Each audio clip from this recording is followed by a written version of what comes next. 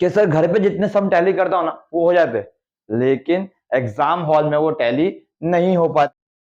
Hello everyone, welcome back to my channel. This is Minaj Shaikh and you are watching light of commerce. आज का हमारा tips and trick का third video है, जिसके अंदर मैं बताऊंगा आपको how to score 80 out of 80। अगर आपने मेरे पुराने पिछले वीडियोस नहीं देखे, जो टिप्स एंड ट्रिक्स के 2 वीडियोस बनाए हैं, पेपर पैटर्न के ऊपर बनाया है, कैसा पास होना है बताया है, आज एक बच्चे की फरमाइश पे मैं ये वीडियो लेके आया हूं, 80 आउट ऑफ 80 लाना है। तो ये वीडियो को लास्ट तक देखना। चैनल पर नए हो तो सब्सक्राइब कीजिए, बेल आइकन को दबा दीजिए, क्योंकि रेगुलर वीडियोस आप तक पहुंचते रहेंगे। तो बढ़ते हैं हम आज के वीडियो की तरफ।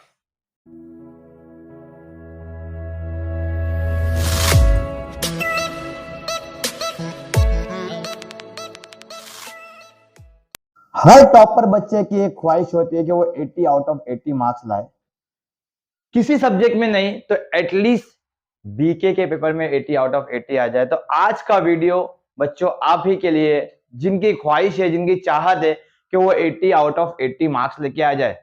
साल भर आप लोगों ने बहुत मेहनत किया है, हर टॉपिक पे बहुत फोकस किया है, लेकिन तो भी 80 आउट ऑफ 80 आपके दिमाग में रहता है, बट आपको लगता है कि शायद 80 आउट ऑफ 80 मुझे नहीं आएगा। तो क्यों नहीं आएगा, कुछ रीजंस यहाँ पर मैंने बोर्ड पे लिखा है कि भाई 80 आउट ऑफ 80 कैसे आ सकता है और किन किन चीजों से 80 आउट ऑफ 80 आने से रह जाता है। ये मैं मेरा पर्सनल एक्सपीरियंस शेयर कर रहा हूं आप लोगों से। How to score 80 out of 80 in bookkeeping and accountancy. Okay, obstacles क्या बोल रहा है वो, ऑब्स्टिकल्स क्या आते हैं, मतलब 80 आउट ऑफ 80 आने के रास्ते में कौन कौन आता है वो देखते हैं। तो सबसे पहला आता है ऑब्जेक्टिव। अभी परसों की बात है, मैंने एक बच्चे से मेरे क्लास में बात किया कि 80 आउट ऑफ 80 आ सकता है, बहुत अच्छा स्कॉलर बच्चा है। तो उसने बोला सर आ जाएगा, बट सिर्फ ऑब्जेक्टिव का मसला लग रहा है। तो बोले मतलब ये है कि very first obstacle in the path of 80 out of 80 is objective. बच्चे को ये लगता है कि भाई ऑब्जेक्टिव से मार्क्स कट जाएगा। ये पहला ऑब्स्टिकल हुआ। दूसरा ऑब्स्टिकल की बात करते हैं कि very important topic analysis of financial statement. अभी तक बहुत सारे बच्चों ने ये किया ही नहीं है, क्योंकि उनको आज तक अभी तक यही लग रहा है कि ये टॉपिक ऑप्शन में आएगा। मैं मानता हूं कि ये टॉपिक ऑप्शन में आ सकता है, आएगा नहीं, आ सकता है, लेकिन अगर ऑप्शन में आ भी गया तो ये टॉपिक का अगर तुमको नॉलेज नहीं है तो फिर से एक बार ये टॉपिक तुम्हारे ऑब्जेक्टिव्स में अफेक्ट करेगा। ओके, तीसरा पॉइंट है computer in accounting. Computer in accounting भी एक टॉपिक है, थियरी टॉपिक है। बहुत लोगों ने प्रैक्टिस नहीं किया रहेगा, बहुत लोगों ने इसके आंसर्स नहीं देखे होंगे, नहीं पढ़ेंगे, नहीं बाय हार्ट किए होंगे। फिर से एक बार बोलता हूं कि भाई अगर ये ऑप्शन में टॉपिक छोड़ने भी वाले हो तो भी ये ऑब्जेक्टिव में तुम्हारे को गले का फंदा बन जाएगा। आगे fourth, journal entries of admission.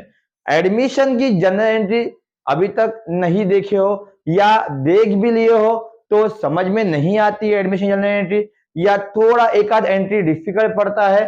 तो माय डियर स्टूडेंट्स, ये सारे obstacle, general entry of admission, general entry of retirement and dissolution, ये तीनों जनरल एंट्री कहीं ना कहीं आपको रोक रही है 80 आउट ऑफ 80 लाने से। और नाउ लास्ट में है टैली। सर सम पूरा कर देता हूं सर, कोई कोई सब्जेक्ट, कोई कोई बच्चा ऐसा है सर सम पूरा हो जाता है सर, टैली में क्या पता क्यों मिस्टेक हो जाती है। वो भी ऐसा भी बोलता है वो कि सर घर पे जितने सम टैली करता हूं ना वो हो जाते, लेकिन एग्जाम हॉल में वो टैली नहीं हो पाते।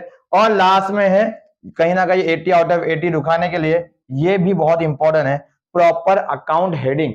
अकाउंट हम लोग बना लेते हैं, हम प्रॉफिट एंड लॉस अकाउंट बना लेते हैं, हम बैलेंस शीट बना लेते हैं, हम एनपीओ का इनकम एक्सपेंडिचर बना लेते हैं, हम रिवैल्यूएशन बना लेते हैं, हम रियलाइजेशन बना लेते हैं, हम हर अकाउंट बना लेते हैं, बट प्रॉपर हेडिंग नहीं ड्रॉ करते, उसके ऊपर नहीं लिखते कि ये रियलाइजेशन अकाउंट है, ये income and expenditure account for the year ended 31 मार्च 2002, ऐसा एक्सवाइजेड। तो बोलने का मतलब क्या है, अपन ये सब पे ध्यान नहीं देते और ये छोटी छोटी चीजें जो है तुम्हारे 80 आउट ऑफ 80 के रास्ते में आ जाती है। अब बात करते हैं हम करना क्या पड़ेगा। अभी ये सब तो ऑब्स्टिकल्स है, बट ये ऑब्स्टिकल्स को ओवरकम करके, ऑब्स्टिकल्स के ऊपर से छलांग लगाकर हमको 80 आउट ऑफ 80 लाना है। तो ये ऑब्स्टिकल्स पे ध्यान देते हैं अपन। तो पहला obstacle that is objectives. Objectives के लिए क्या करना है अपने को, ऑब्जेक्टिव्स के लिए एटलीस्ट 10 से 12 पास पेपर्स आपको स्टडी करना ही पड़ेगा। 10 से 12 पास पेपर्स। देखो ये बच्चे वो बच्चे हैं जो 80 आउट ऑफ 80 लाना चाहते हैं, मतलब उनको हर टॉपिक आता है। तो अब हर टॉपिक आता है तो टॉपिक पे मेहनत मत करो। टॉपिक आ गया है तुमको, सम्स आ गए, तुमने टेक्स्ट बुक निचोड़ के पी लिया है, मतलब टेक्स्ट बुक सब कुछ, टेक्स्ट बुक हर क्वेश्चन कर चुके हो, तो भाई 10 से 12 पेपर्स पास पेपर्स, क्या टेक्स्ट बुक आता है, पास पेपर्स टारगेट में मिल जाता है, पास पेपर्स अलग अलग वेबसाइट पे मिल जाते हैं। तो 10 से 12 पास पेपर्स के ऑब्जेक्टिव्स को पढ़ डालो, घटक लो, पूरा का पूरा ऐसा होना चाहिए कि भाई कोई भी ऑब्जेक्टिव उसमें जब पूछ ले मैं आंसर दूंगा।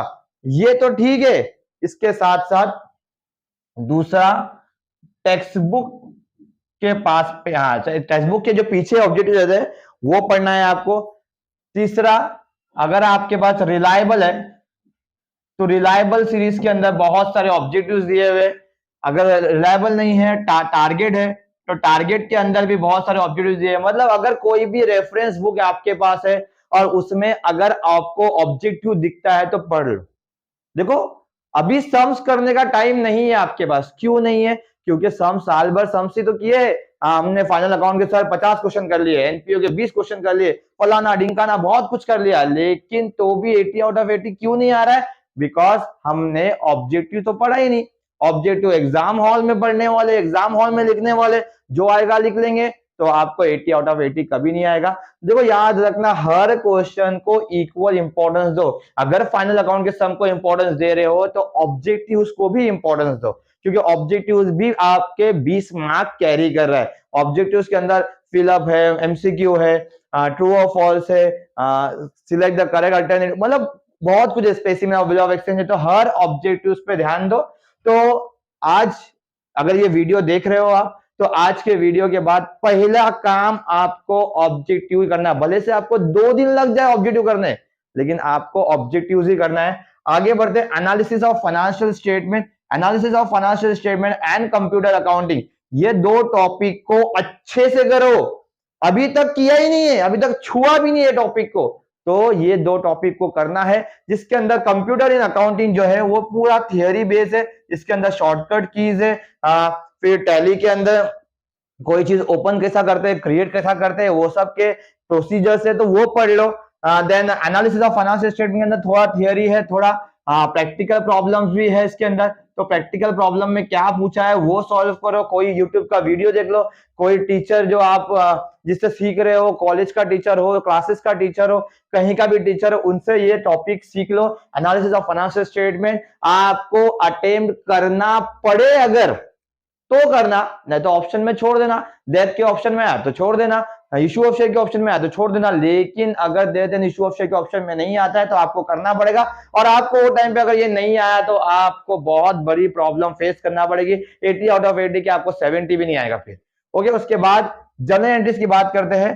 तो हमने पूरे साल भर में एडमिशन ऑफ पार्टनर के सम्स किए, हमने रिटायरमेंट के सम्स किए, हमने डिसॉल्यूशन सम्स किए, लेकिन हमने जर्नल एंट्री पर ध्यान ही नहीं दिया।